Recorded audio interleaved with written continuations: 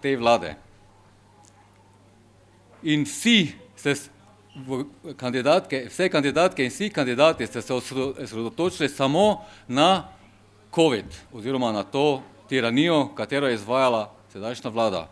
Nišče od teh kandidatov, predsednikov, se pa ni osredotočil na gospodarstvo, na zdravstvo in tako dalje in tako dalje.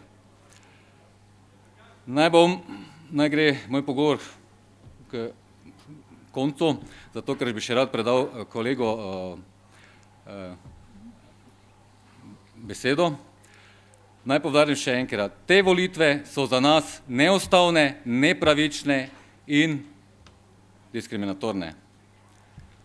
Jaz upam, da bodo te volitve razveljavili in da ponovimo volitve v boljšem okolju. Hvala za besedo. Izvoli. Pozdravljeni, sem Klemen Pridver, predstavnik prava anarhistov. Lahko bi nam povedali, da so volitve po ruskem vzoru, na 3 volilnih območjih so nas izločili, na enemu pripisali drugi listi, nobenega banka v Sloveniji nam ni hotela odpreti predvolilnega računa, tako da kapital je še zmeraj povedan s kleptokrati.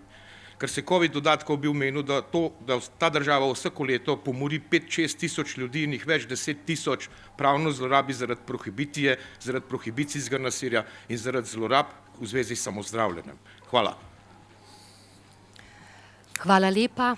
Za izjavi je morda kakšno vprašanje?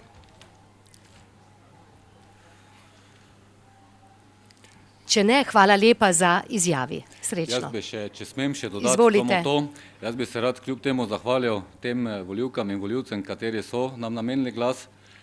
Seveda mi smo na te volitve šli iz enega preprostega razloga, da smo dosegli svoj interes, da smo lahko sploh da lahko dokažemo, da so te volitve nezakonite. Zdaj, če še ima kdo kakšno vprašanje. Hvala lepa.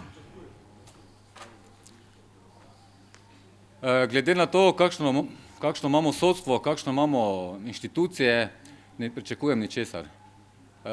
Lahko pa v tej priložnosti sedaj mogoče nagovorim še volivke in volivce, te volitve morajo pasti, morajo biti razveljavljene in pričakujem, da bodo volivke in volivke to potrdile oziroma podkrepile z javnim shodom, kateri bo v kratkem.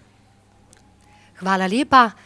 Hvala obema. Prosimo pa vas, spoštovani mediji, da če nam bo le uspelo, pristopite z vprašanji k mikrofonu in se predstavite. Hvala obema. Nadaljujemo pa s predstavnikom liste Borisa Popoviča.